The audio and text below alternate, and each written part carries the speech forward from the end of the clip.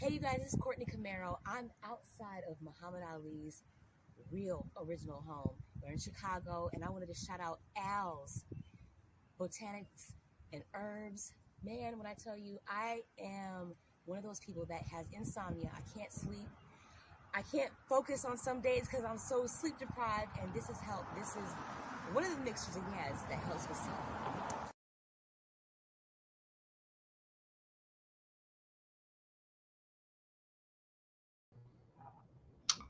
What's going on today? I just felt compelled to do another history live stream because I think the young people and the clueless, they don't understand history. So they just say all kinds of goofy things. And I understand is people trying to trend on social media and get ad revenue and all of that, but it's certain things is just ridiculous. Okay. I'm gonna play a couple videos and set the tone. بسبوس عاشق بسه ويدلعها بسبوسة بسبوس عاشق بسه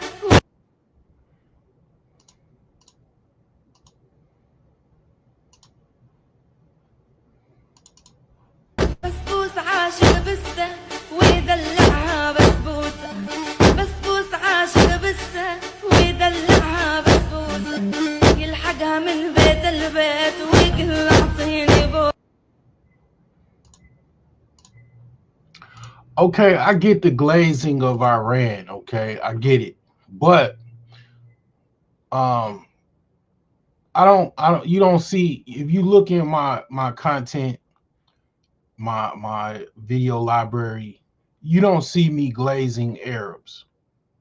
You probably, if anything, I'll probably do more glazing of Europeans than Arabs. It's a reason, broke genius. Even I have an Arabian name. My first name is Abdul. I actually was raised in an Islamic household. I don't glaze Arabs. I don't glaze Europeans. And the reason is these people are slave masters. I mean, you know what I'm saying? Like, hello, the Arabs and Persians are the oldest slave masters known to fucking mankind. Like, they still got Africans hemmed up in Africa, in Arabia, in Iran. They hemmed up. They've been hemmed up. They've been hemmed up for over 1,000 years now. So I have to get on my soapbox, and I have to do an educational lesson. We're gonna start. You already know about European slavery. You know about that shit, but you don't know about Arabian slavery. Okay. So we gotta give you a history lesson. That's my job because I'm the bridge. I'm the manifestation of that history, that those old slave masters. Okay, the new slave masters is the Europeans. They learned from the Arabians and the Africans on how to enslave people. They learned. They took a master class and they put their own spin on it and barbarian essence into it. They the new slave masters. They're not good at it because it didn't last that long. Obviously, it's crumbling before your eyes. That's what you're seeing. That's why they're going back and forth at each other because the Arabs also enslaved Europeans. They enslaved Europeans as well. From east, they enslaved Eastern Europeans and Western Europeans. They gained power, and then now they at odds with each other. So let me play this video, man, because some of you don't know history.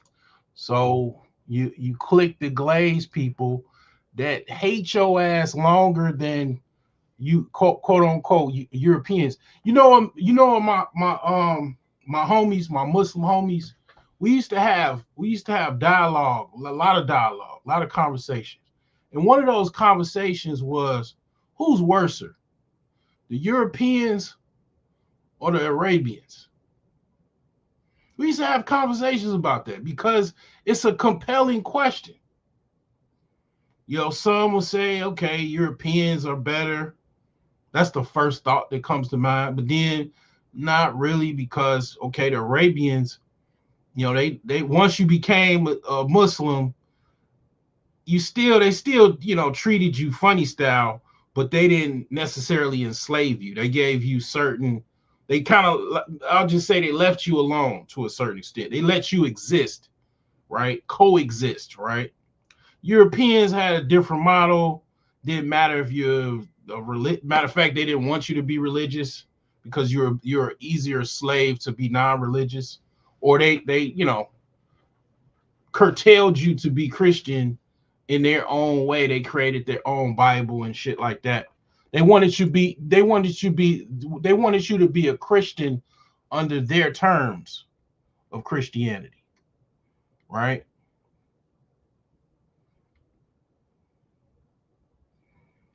You say you're wrong. The slavery in America,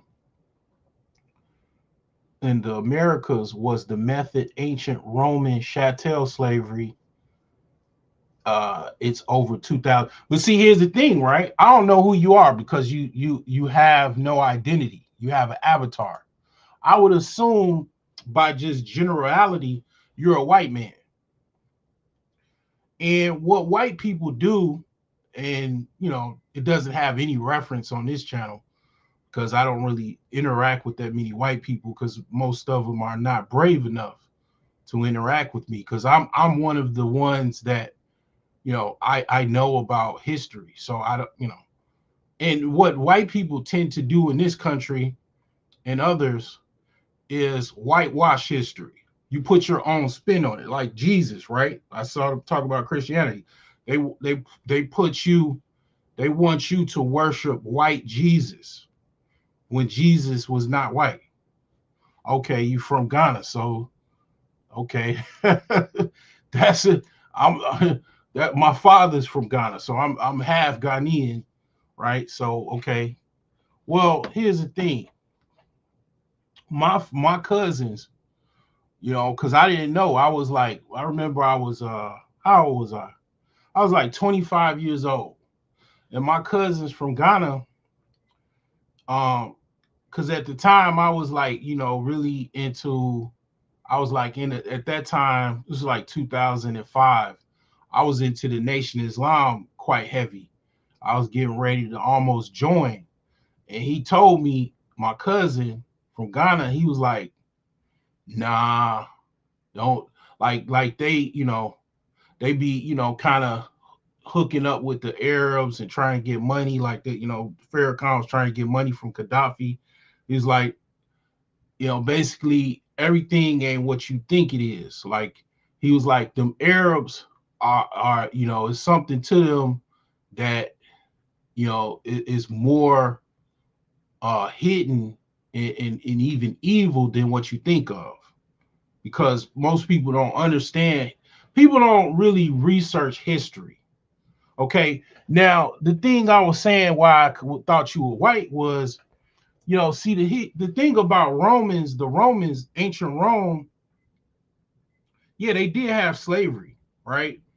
But what white people think Rome is and what Rome actually was is two different things. Rome was very multicultural. Most white people think Rome was just all white people. Rome had different cultures from Africans. The first Romans were the Etruscans, which were black, Negroid, Africanoid featured Europeans that actually lived in ancient Greece and ancient Italy or Rome, you know, before there was a Rome, before there was a Greek empire. These Etruscans were like literally the father of the Greco-Roman Empire. So Rome was never all white. They do that in the movies, and it's a trick and it's a play for propaganda to perpetuate some type of supremacist agenda that, you know, Europe was just this all white place when it was never all white. The first Europeans was the Grimaldi, and they were basically negroid Homo sapiens that were cavemen in Europe. The kings and queens, and basically Europe had all of different races of people, and the Africans basically came over to Europe and they blended into society. They actually helped create modern European history and culture by bringing their understandings to Europe. And it was black people that were in nobility, as high as kings and queens, princes and princesses, to peasants. But they don't portray that in movies and TV shows, and because they want to whitewash history. Okay, so when you talk about Rome, the ancient Roman Empire, it was not all white people. Many of the Roman emperors were black, were African origin. So I again, I didn't know who you are, but it's more complex than that. Most people, when they say Rome, they put the white stamp on it. I know history. I know that's not true. It's not all white. Matter of fact, without black people, white people are at a huge disadvantage, militarily speaking, because black people have a certain might to them, and and even the Africans. The Romans, why Rome didn't invade Africa? Why didn't they go into the interior of Africa? Because they couldn't survive. They couldn't get past the Sahara Desert. And then if they did get past the Sahara Desert, they had basically millions of African warriors that they had to face, and they didn't. Nor did the Genghis Khan and the Mongols. They didn't go into the interior of Africa. But all of that being said, let me go into this. Let me share this video, and kind of give you guys some history, because the glazing. You're glazing. Basically, you're glazing people that took over your ancestors' land and lineage, robbed you literally. Iran is basically ancient Mesopotamia. Basically Nebuchadnezzar. Let me do a sidetrack. Let me show you what Nebuchadnezzar looks like. Nebuchadnezzar was part of ancient Babylonia. He was an African man, African features,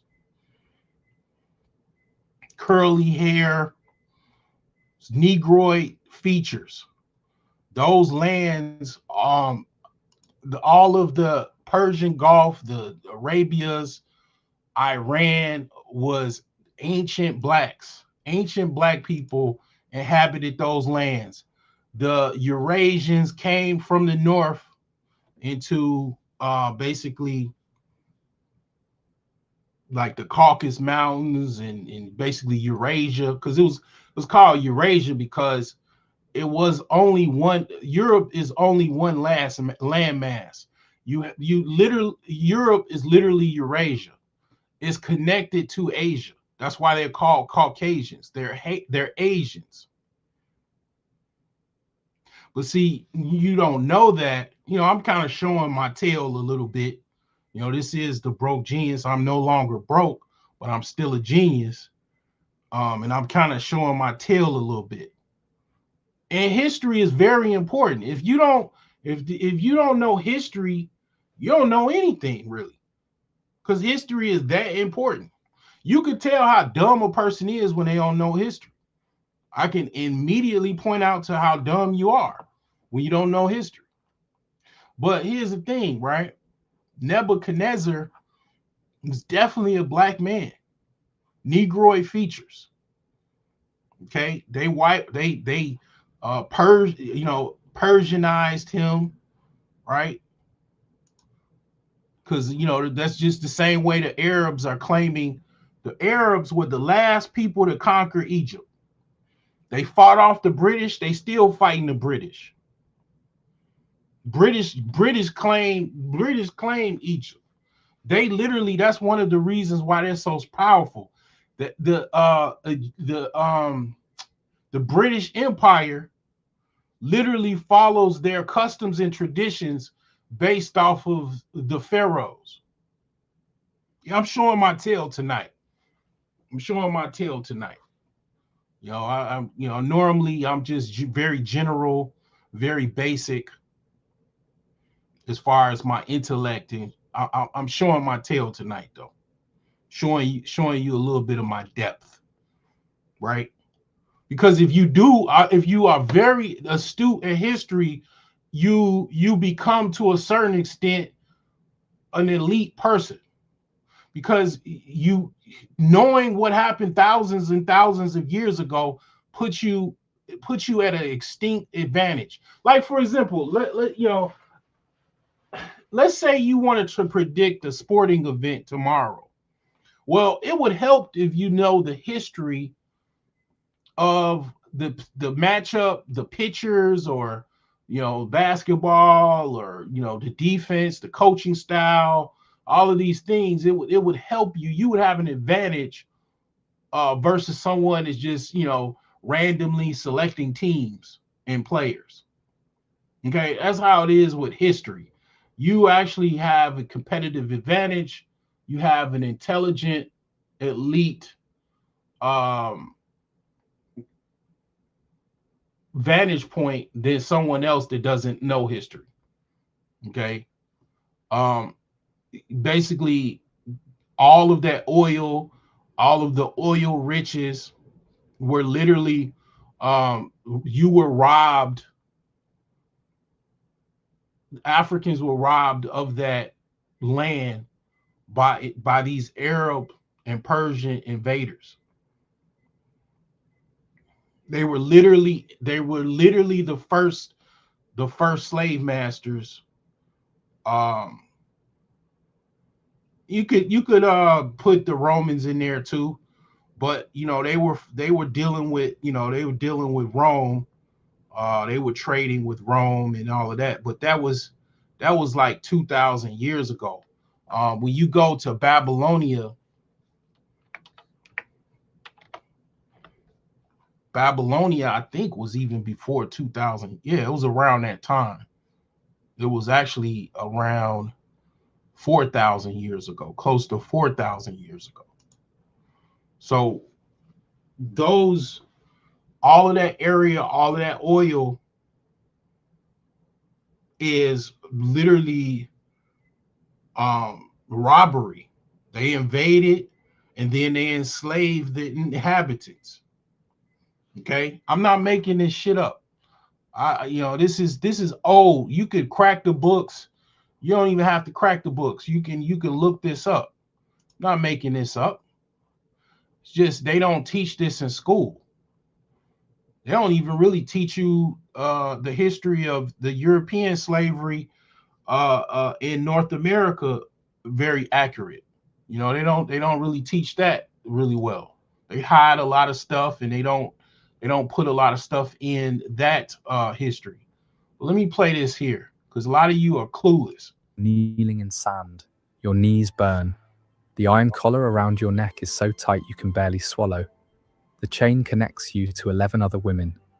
You can hear them breathing. See, the Arabs, what they did, right? Europeans did it too. But they wanted to have African women as sex slaves, and they didn't want any African men were not. They definitely weren't entitled to having sex with the Arab women, so they castrated them and they made them eunuchs. You know, they basically guarded the harem, but they cut their penis off. Okay, and they did it like regularly. Like they did it, there was common for them to literally cut the penis off. It was actually a war tactic. If you cut your enemy's penis off, he can't outbreed you.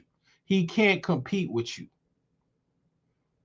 So this is how, you know, this is what they were doing. They would keep the women as sex slaves and bondage and maids and how, you know, and all of that, wet nurses. And they would cut the body, the male reproductive body part of the African male slaves or you know, captors. That's how they got down. Some crying, one praying in a language you don't recognize. A man's shadow blocks the sun, relief from the heat for half a second. Then hands grab your jaw, force your mouth open, fingers press against your teeth, your gums, the back of your throat. You gag. He doesn't stop. He checks your tongue for disease, examines your eyes, pulls down your lip like you're a horse at auction, because that's exactly what you are now. 12 days ago, you were the daughter of a village chief in the Sahel. 12 days ago, you had a mother who called your name every morning. She's dead now. You watched it happen, and you kept walking because the men with swords made it clear. Stop moving, join her. In Arabic, they have a word for what you've become. Jariya. It means slave girl. But that translation is too clean, too soft. It hides what the word really means. What it really means is your body is merchandise now. Your future is whatever a buyer decides to do with it. Your past no longer exists.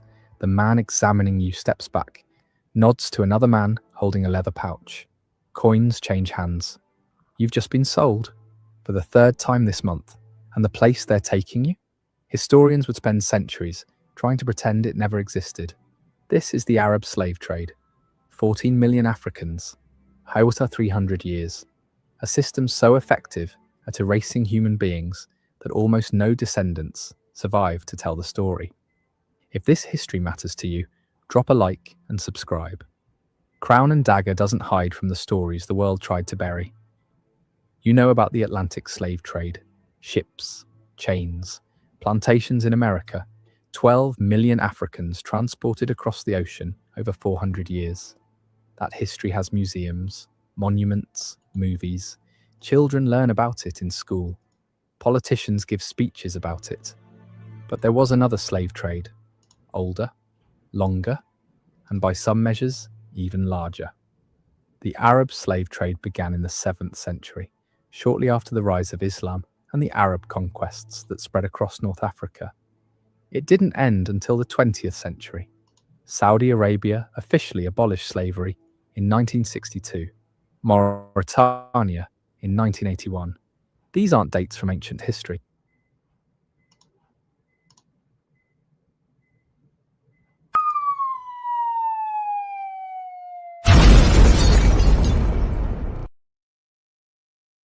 Nigga, I was born in 1980 on the dot. 2 years after a 2-year-old, they abolished slavery. And they don't, you know,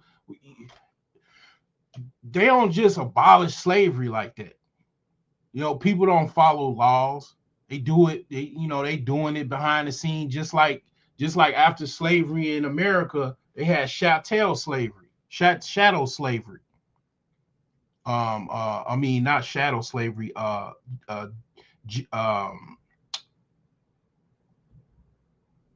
basically sharecropping. You were taking care of the crops and everything, just like you did when you was a slave. But your former slave master, he allowed you to be basically a serf. You know, then you scrounge up enough money, you know, you might be able to buy you know, some plot of land and then move somewhere. Hopefully the clan doesn't lynch you for buying the land and moving on and getting some type of financial wealth for yourself at that time.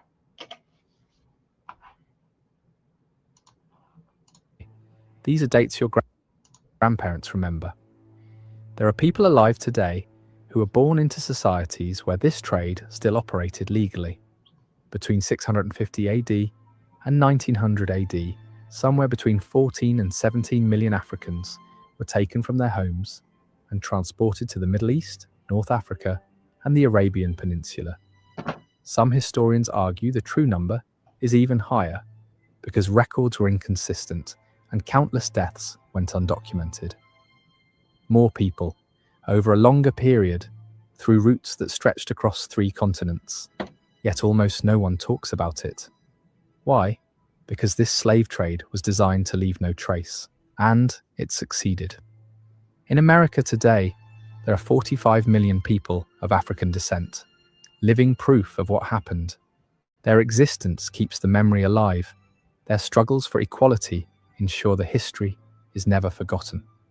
In the Middle East, after 300 years of importing millions of Africans, almost nothing.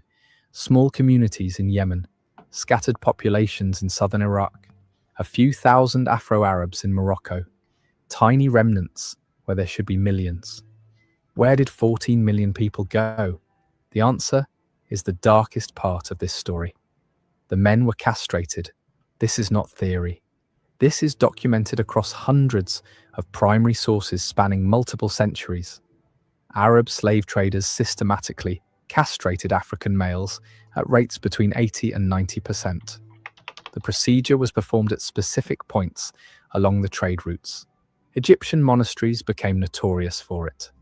Coptic Christian monks developed techniques that slightly improved survival rates. Slightly. For every man who survived castration, somewhere between 3 and 5 died from blood loss, infection, or shock. Some sources suggest even higher mortality. Think about that math. If a trader needed 100 living eunuchs to sell at market, he might start with 400 or 500 men. The rest died screaming in the sand. The economics were brutal but logical. Castrated slaves couldn't reproduce, couldn't form families, couldn't create communities that might grow strong enough to resist, couldn't leave descendants who might one day demand freedom. They worked, they aged, they died, and they were replaced with fresh captives from the next raid. Generation after generation, for 1,300 years. 1,300 years. 1,300 fucking years.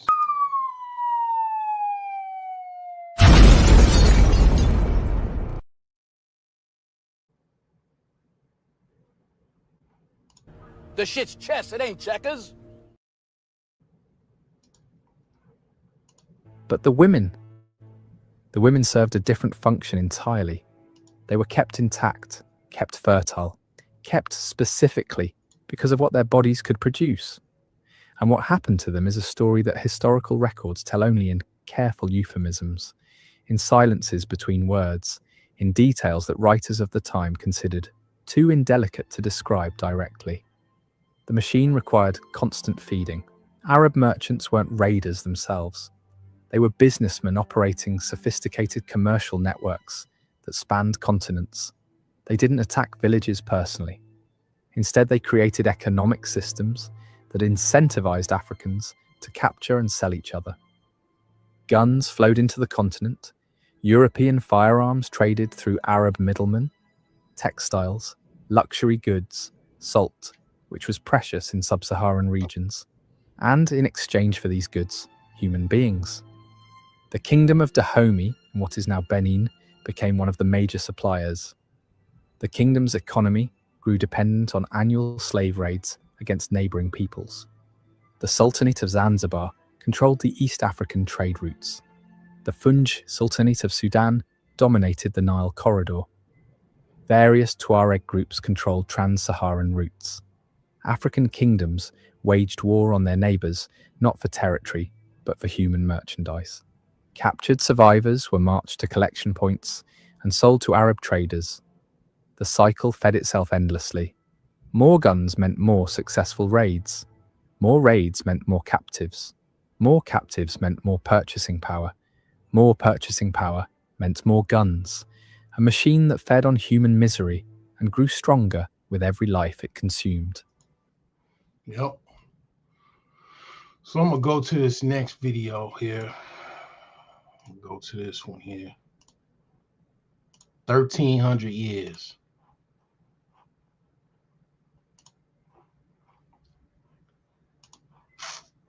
1,300 fucking years.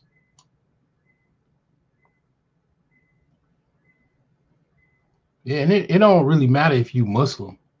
I mean, it's like it's just like if you're a Christian and then you're black in America and there's a Klansman that's also a Christian. I don't give a fuck. The Arabs who came to what we now know as Swahili, which means the coast from which the word Swahili is derived, the languages were not lost, but they were Arabized. If you look at Kiswahili, which is fundamentally a Bantu language, you see that there is quite a lot of borrowing from the Arab language. So you can see those differences. But one of the most dangerous things that you see in the slavery in the Arab world was castration of men. This was unprecedented because in the transatlantic, they wanted the people to breed so that they would have more slaves. But in the Arab world, they simply castrated them. They were eunuchs who worked in the harems of the sultans of the day. That was as cruel as cruelty can be because they intended to decimate. But on the other hand, they bred them as you breed cows. They bred them as you breed rabbits, only that then they served as labor in their farms and in their households.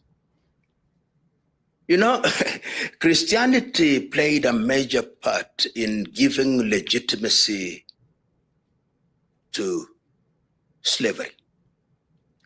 We say it casually, but remember that the cross came before the flag.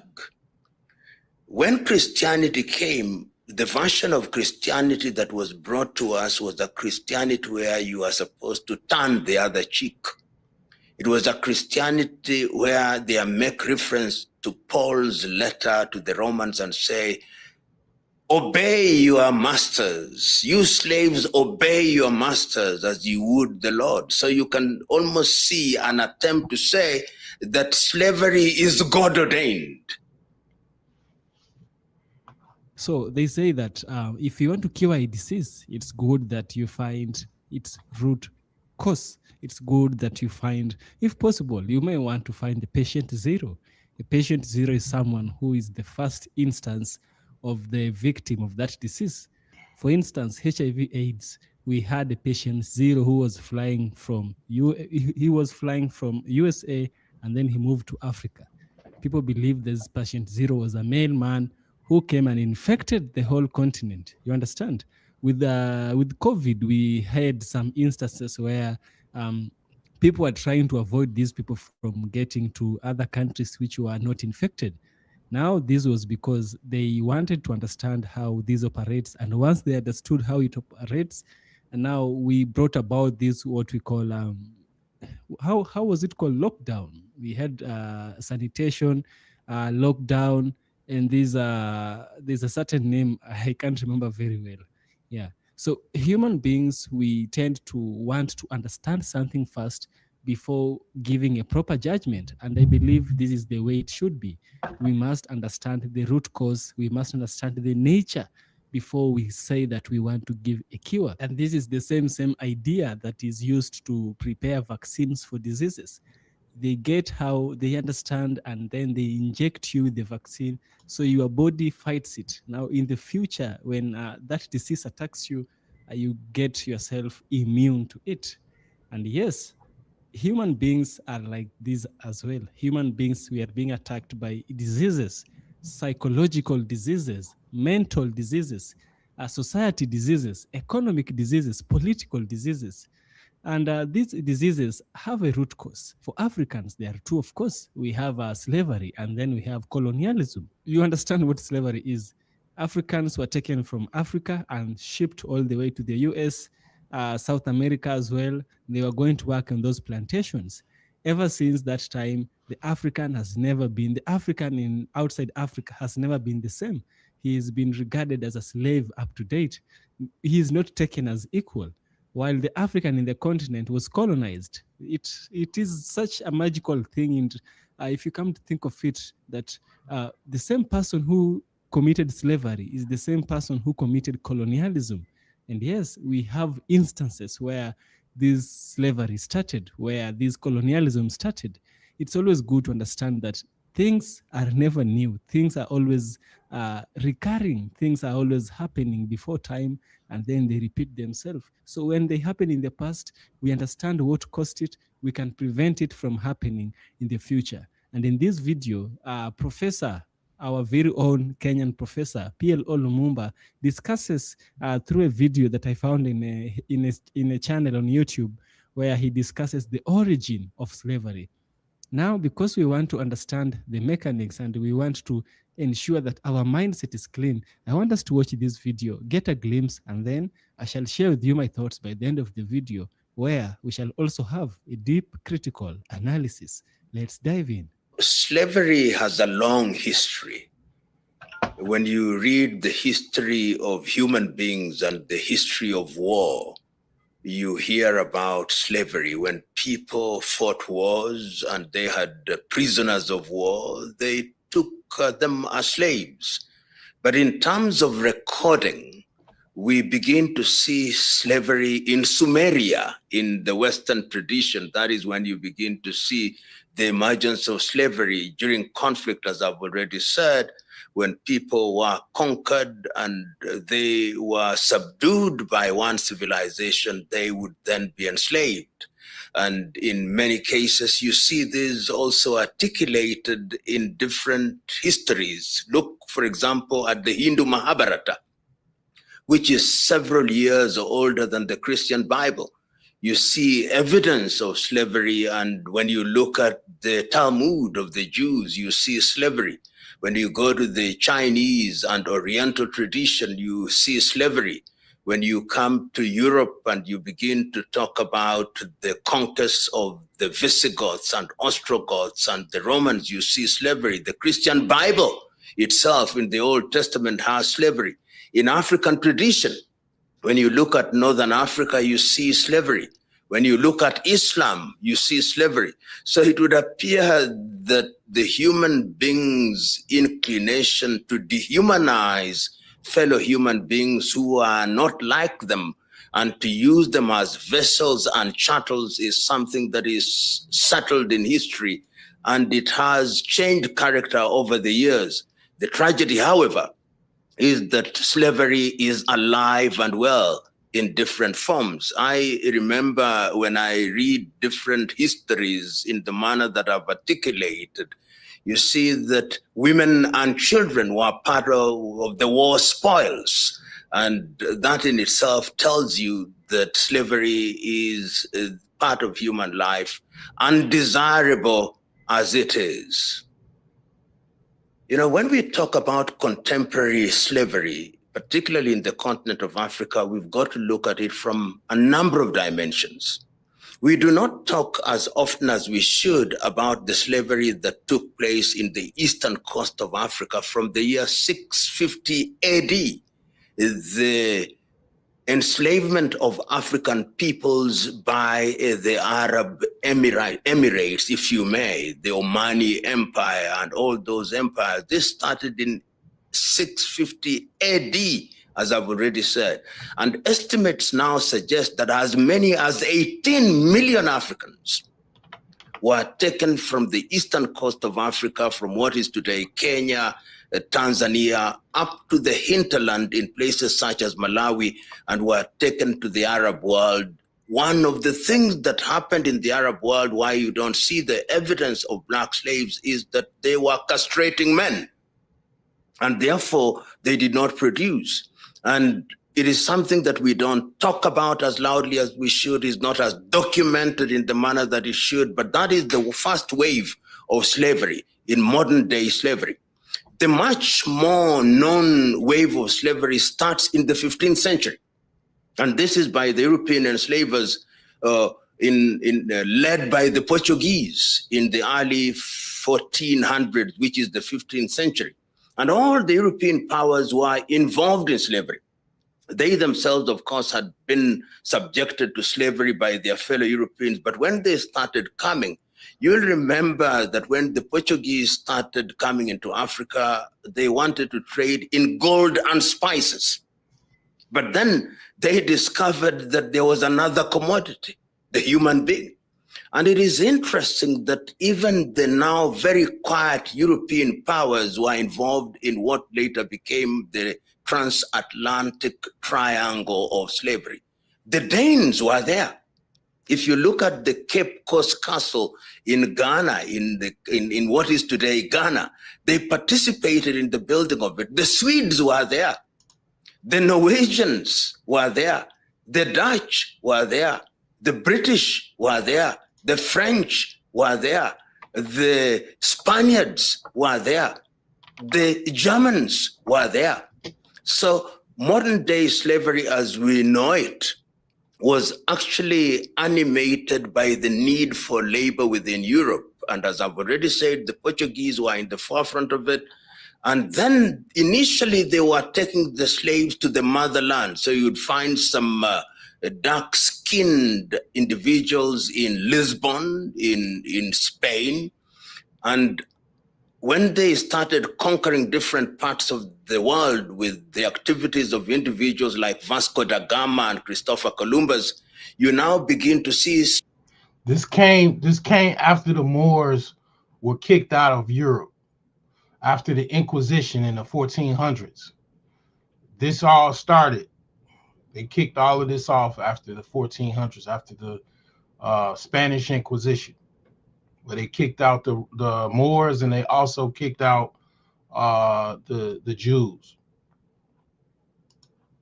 Slaves, African slaves, being transported from the western part, particularly Nigeria, Gambia, Senegal, Equatorial Guinea, and ultimately on the southern part in Angola, being transported to what are now the Caribbean, to Jamaica, to Trinidad and Tobago, to St. Vincent's and Grenadines, to Brazil, to Colombia, to ultimately to Costa Rica. And when the Americans get involved in slavery, of course, they are then taken to the United States of America and even to parts of Europe. That then became known as the transatlantic trade. And records now show that nearly 12 million, and these are conservative estimates, of Africans were taken to what were described as the new lands to work their lands. And it can't be said without fear of contradiction that America was built by black labor in the same way that Latin America was, and the Caribbeans, and it was devastating. The impact of it is alive even as we speak, because it involved the dehumanization of human beings, and they are being treated as chattels and being sold as if they were not human beings. All slavery was dehumanizing. All slavery was demeaning. All slavery had a commercial aspect to it. There is no slavery that you can say was humane. And one of the things that they did was to take away people's cultures and people's language. You can say, for example, that in the Arab world, because of the lack of documentation, you don't see the descendants of slaves in the manner that we see it in the United States of America or in the Caribbean. But one can say, for one thing, that what they did was to convert people into chattels, and it made those parts of the world richer. But the Arabs also did something else that the transatlantic slave perhaps did not do as effectively as they did, is that some of them came into the hinterland and married. So you can see the process of Arabization. This is a similarity rather than a difference. The Arabization of the of the eastern coast of Africa, and the Islamization, because they came, and in the process of enslaving, they also Islamize and Arabize. And you see people having names which are fundamentally Arab and Islamized. Even the Arab names were Islamized. And then when you go to the transatlantic trade, it was a complete transplantation of the people and the destruction of their culture, so that people lost their languages. If you go to the United States of America, those who went there who are Yorubas, those who are Wolofs, those who are Igbos, or those who are Temne, or those who are Mende, or those who are Ovambo, those who are Ovimbundu, they all lost their culture so that you cannot trace their language. Conversely, the Arabs who came to what we now know as Swahili, which means the coast from which the word Kiswahili is derived, the languages were not lost, but they were Arabized. If you look at Kiswahili, which is fundamentally a Bantu language, you see that there is quite a lot of borrowing from the Arab language. So you can see those differences. But one of the most dangerous things that you see in the slavery in the Arab world was castration of men. This was unprecedented, because in the transatlantic, they wanted the people to breed so that they would have more slaves. But in the Arab world, they simply castrated them. They were eunuchs who worked in the harems of the sultans of the day. That was as cruel as cruelty can be, because they intended to decimate. But on the other hand, they bred them as you breed cows. They bred them as you breed rabbits, only that then they served as labor in their farms and in their households.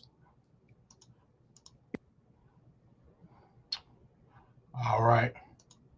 So I'm gonna take you to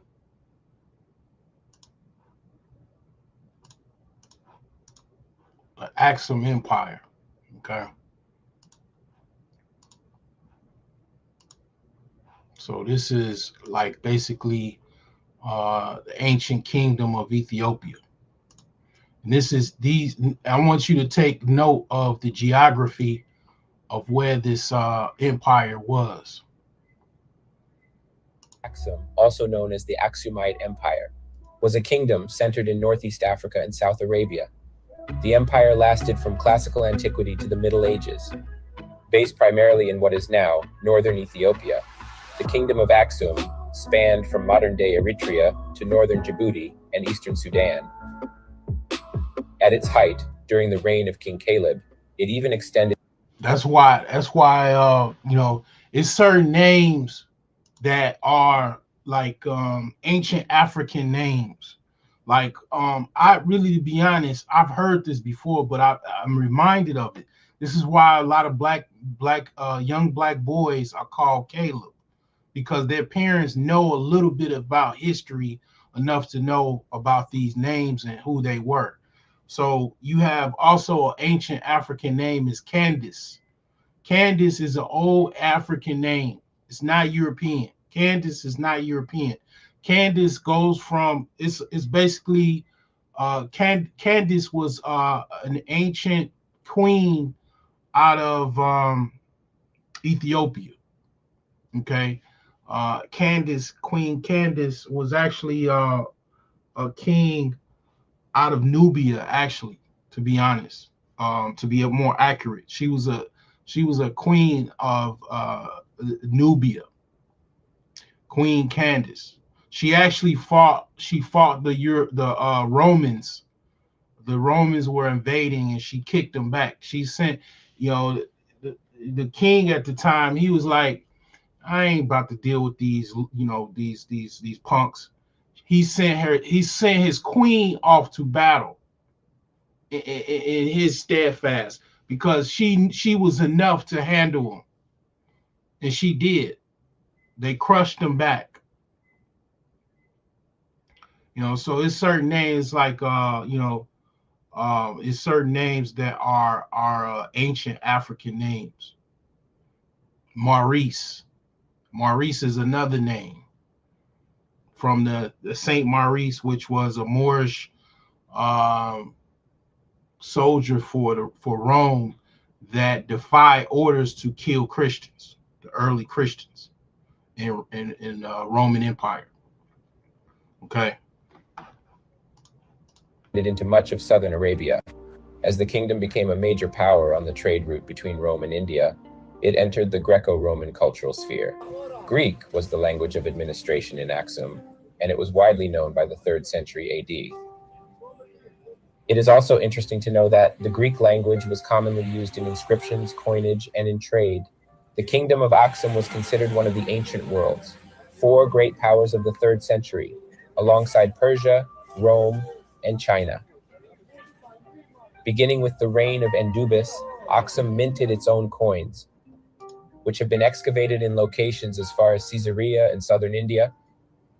The kingdom continued to expand throughout late antiquity, conquering the city of Meroe from the Kush Empire. This city is well known today for its impressive pyramids. Though they only kept it for a short period of time, it is believed this is why they inherited the Greek exonym Ethiopia. One notable moment in the history of the kingdom of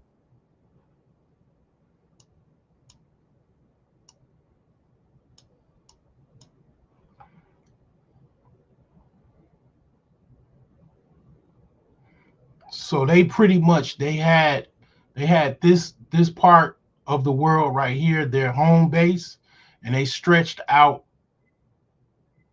in the Arabia Peninsula.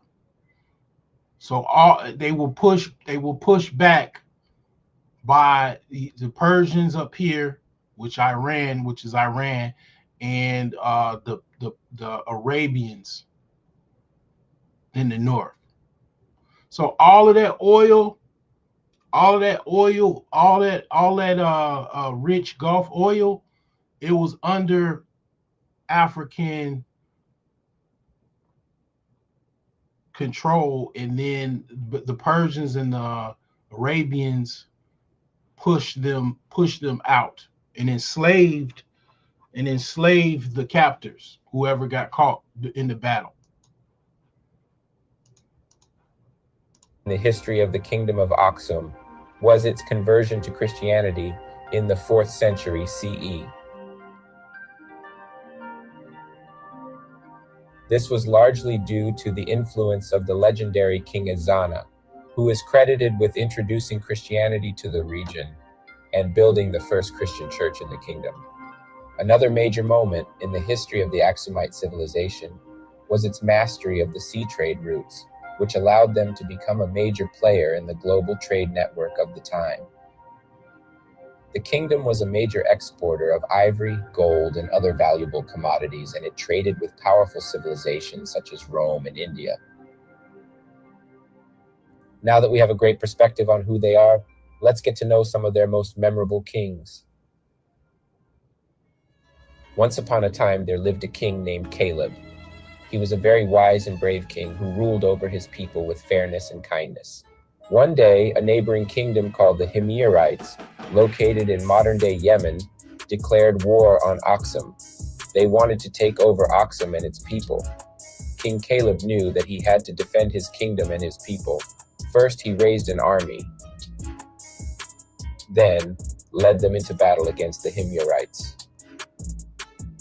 The two armies clashed in a fierce battle that lasted for days. Finally, King Caleb and his army emerged victorious, and the Himyarites were defeated. But the story does not end there. King Caleb was not satisfied with just defeating the Himyarites. He wanted to make sure that they would never attack Aksum again. So, he decided to invade their kingdom and conquer them. Caleb and his army marched into the Himyarite kingdom, and they fought another fierce battle. But Once again, King Caleb emerged victorious and the Himyarite kingdom was conquered. King Caleb did not stop there. He did something very remarkable. Instead of ruling over the Himyarites with an iron fist, he showed them kindness and compassion. He allowed them to keep their own language, culture, and religion. This was far from common. He even appointed one of their own as the governor of the conquered kingdom. This act of kindness and compassion by King Caleb earned him the respect and admiration of not just his own people, but also of the Himyarites. Another important king of the kingdom of Aksum was a wise and powerful king named Ezana. He was so famous that his story is still told today, over 1,000 years later.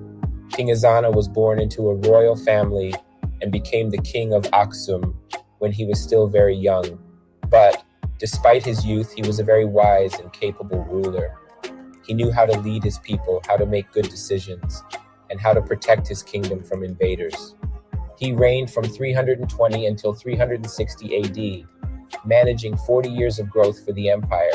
King Ezana was a devout Christian, and he believed that it was his duty to spread the Christian faith throughout his kingdom. He even sent his own men on long journeys to other lands to learn more about Christianity and bring back holy artifacts. But King Ezana wasn't just a wise ruler and a devout Christian. He was also a great warrior. He led his army into battle against the neighboring kingdom of Kush, and he emerged victorious. He expanded the borders of his kingdom and brought prosperity and peace to his people. In the end, King Ezana's legacy lived on long after he was gone. He was remembered as a wise and powerful king who brought Christianity to his people and expanded his kingdom through his bravery and leadership. And his story is still told today as a reminder of the great history and traditions of the kingdom of Aksum. We have reached the end of this video. In conclusion, the kingdom of Aksum was a great empire in ancient times with a rich history and many legendary rulers like King Caleb. All right.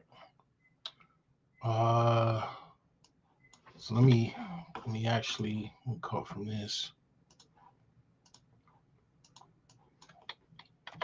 and point out some other things here. Let's see here.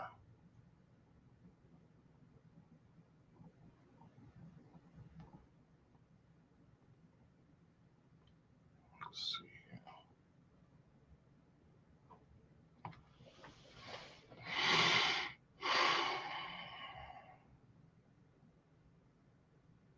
You know, they got a lot of discussions on Arab slave trade, the Arab slave trade. Let me play this video here. This is the coast, the slave castles in Ghana.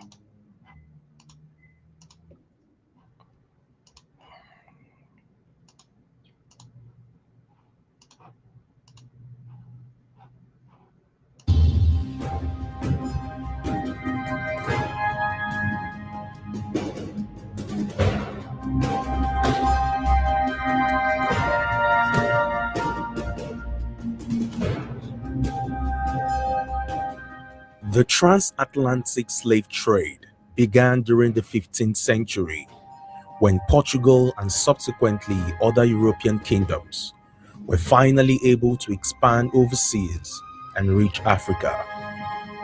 The Portuguese were the first to move Africans enslaved back to Europe. It is estimated that by the early 16th century, as much as 10% of Portugal's population was of African descent. After the European discovery of the American continent, the demand for African labor gradually grew, as other sources of labor, both European and American, were found to be insufficient.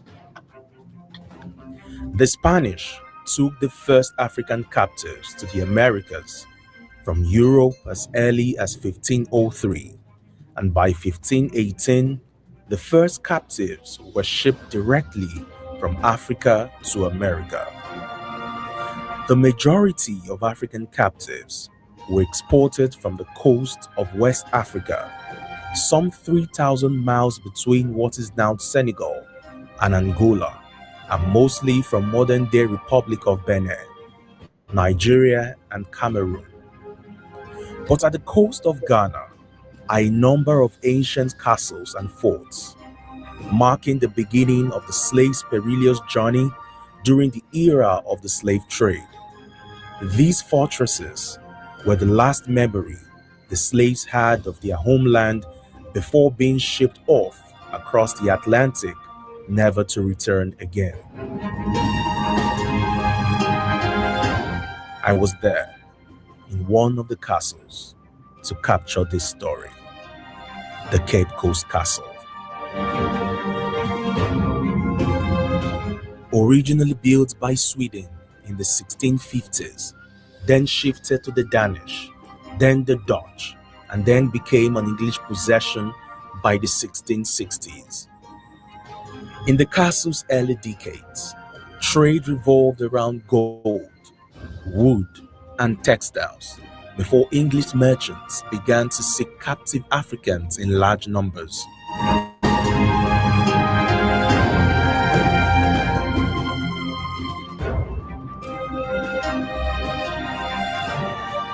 As I walked in, we could hear the singing of local traditional priests who in the dungeon had their shrine in honor of their religious beliefs.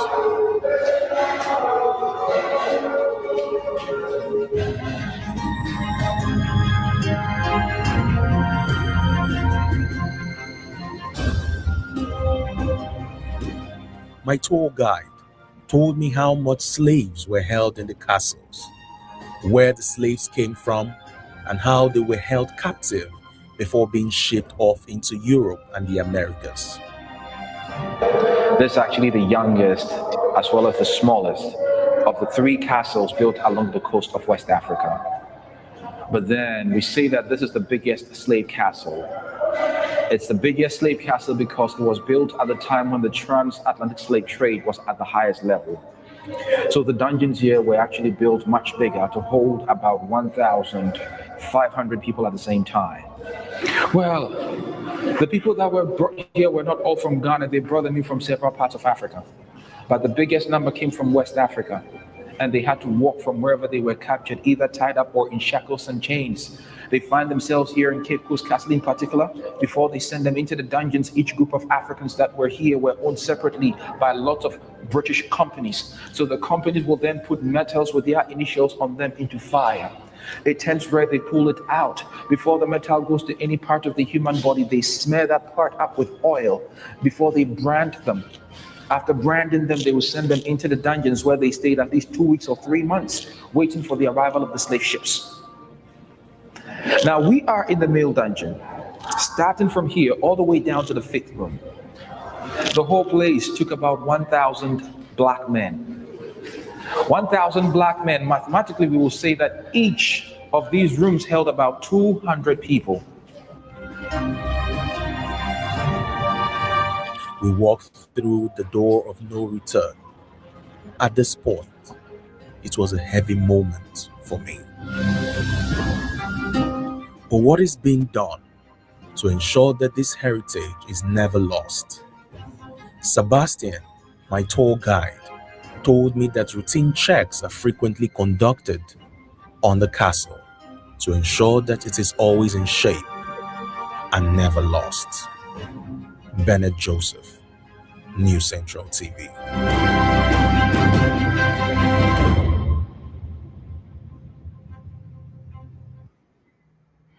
All right. So here's the thing, right? You think it's over with? This is recently, right here in Libya. Right here. This is 8 years ago.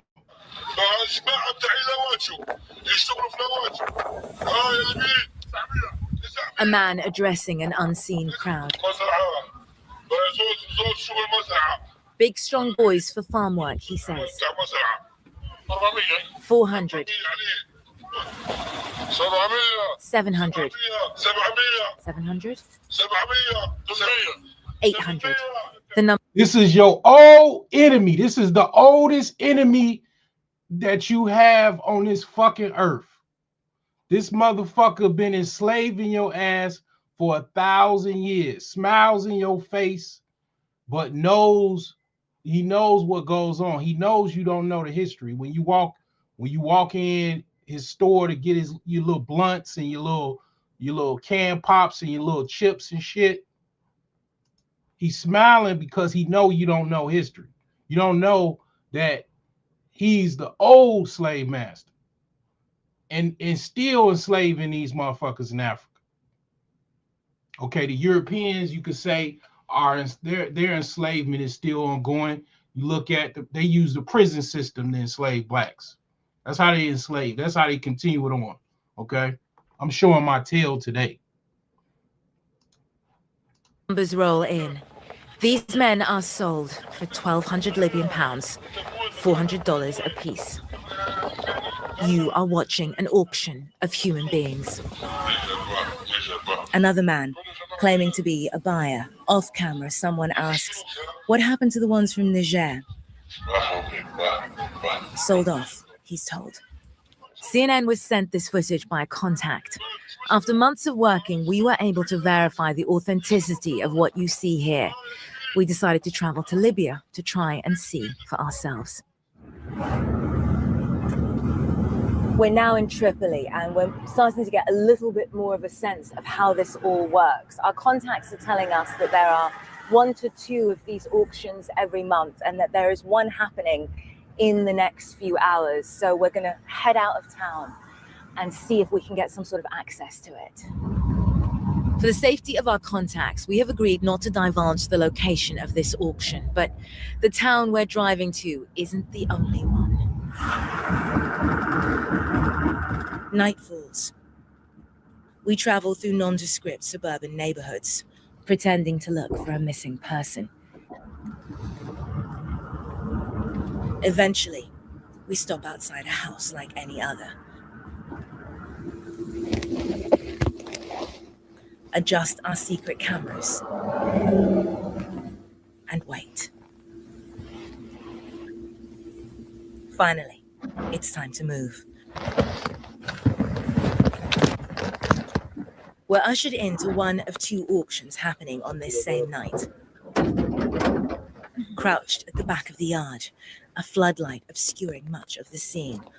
One by one, men are brought out as the bidding begins. 400, 500, 550, 600, 650, 700. Very quickly, it's over.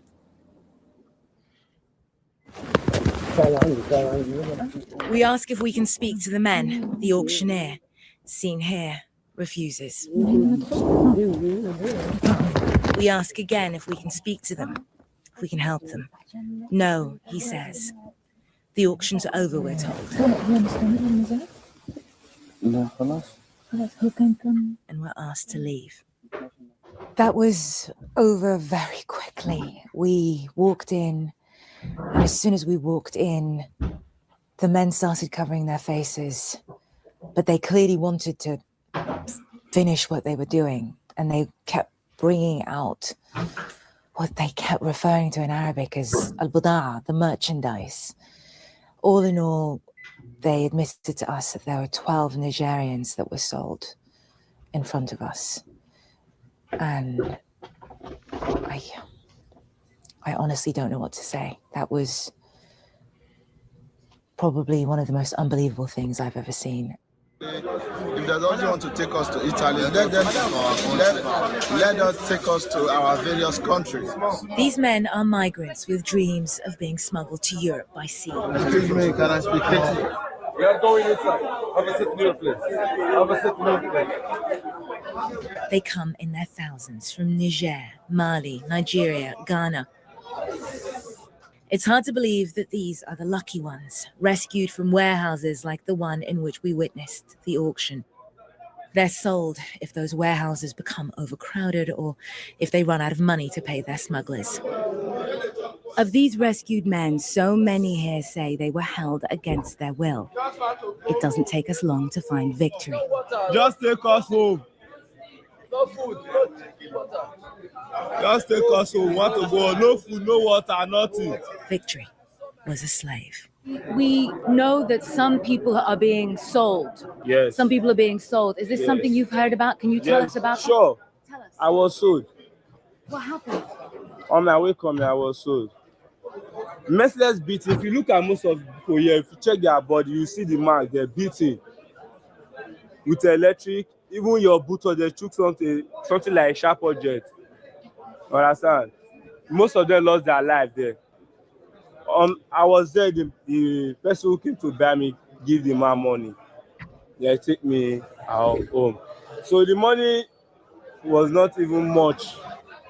Other migrants now start to come forward with their stories. They took people to work by force. Even when we are at the seaside, when we are working the work, they will be beating you. When you are working the work, I'm doing your work. They will be maltreating us.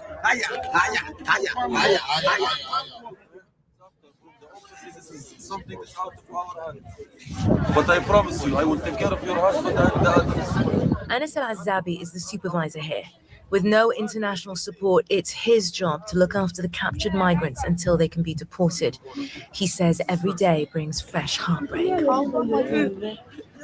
okay.